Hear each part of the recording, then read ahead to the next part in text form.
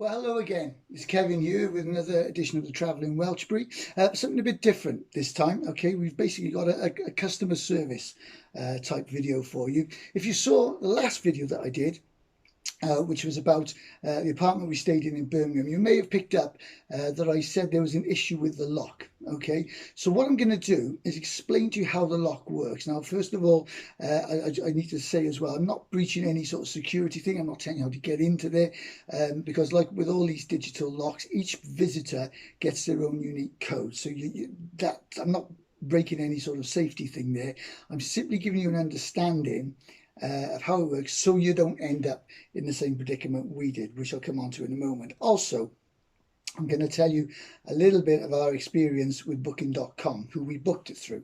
Okay, we booked it as a remote host type thing, a bit like Airbnb. We just had messages of how to get into the place and so on and so forth. We turned up. We were able to check in. I think it was more of a luck more than judgment, really. So we turned up, we got in, and that was fine. We unpacked, and then a bit later we decided to go for an evening meal.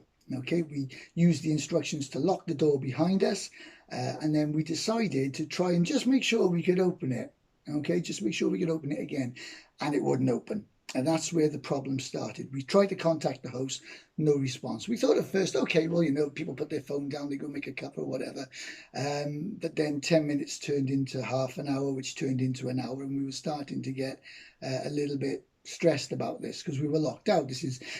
We left the property between 7 and 8:30 in the evening. Okay, the long story short is that it was 10 to 11 before we heard from the host. Okay,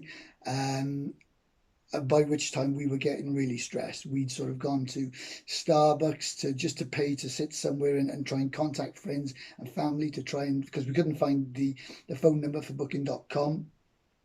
One thing and another. We then had a whole episode of them, which I'll come on to in a couple of minutes. It was a stressful situation.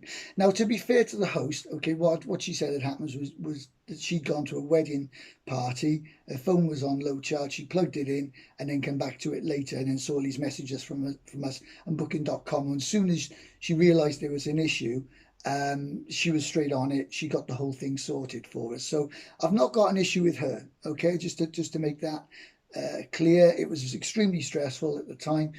But these things happen in life, okay? And she was onto it. Okay, so first of all, how does the lock work? Well, basically, it's one of those number lock type things where you put your combination in and then you press the release button or combination of buttons. We've all had experience of these things, I'm sure, getting into blocks of flats and one thing or another.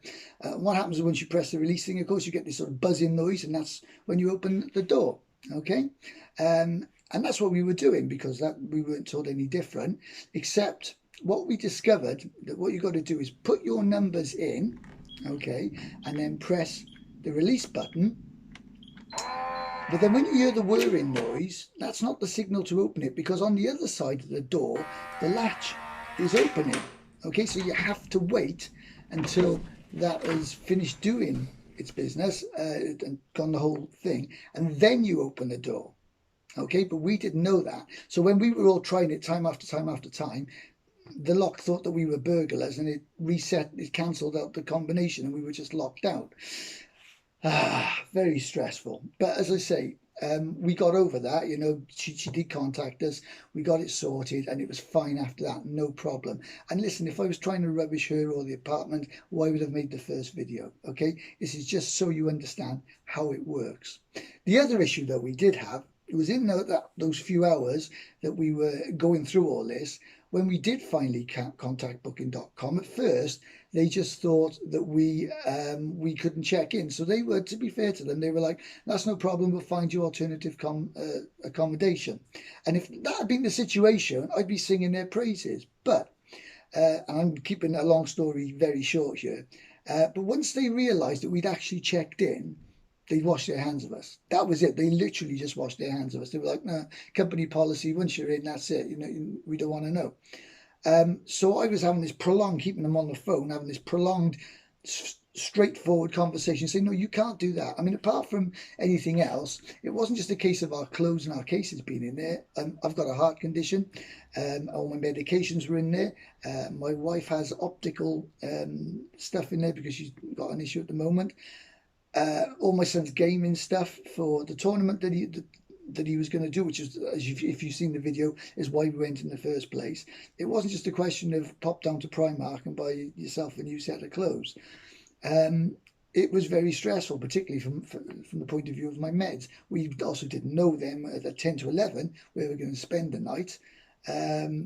Yeah, it got really stressful. And so the lesson there, I guess, is that for us, is that we certainly won't be using booking.com again for those kind of bookings. Yeah, we'll use them for hotels because, you know, their cancellation policy, their late cancellation policy is really good. Also, you know, if you book a hotel, then you've got a reception team or something like that, a concierge or whoever it is, though, so that if there is an issue, you've got somebody on site to go to. Okay, what you do with that information is entirely up to you. I'm not campaigning against the company. I'm not saying you shouldn't do it. Obviously, I'm just saying this was our experience, and you make up your own mind. Okay, but look, that's why I wanted to make this video, primarily to explain how the lock works. Okay, I've done that. If you want to go to Birmingham, use this apartment. I would. I'd go there again. I'd book it. I'd have to book it through booking.com presumably, but at least I know how the lock works. It's well worth using. And as for booking.com's policy on these kind of properties, like I said, that's up to you. But look, whatever you decide to do with your travels in the future, keep enjoying your travels. You know, have safe travels, sweet dreams, and until next time, God bless.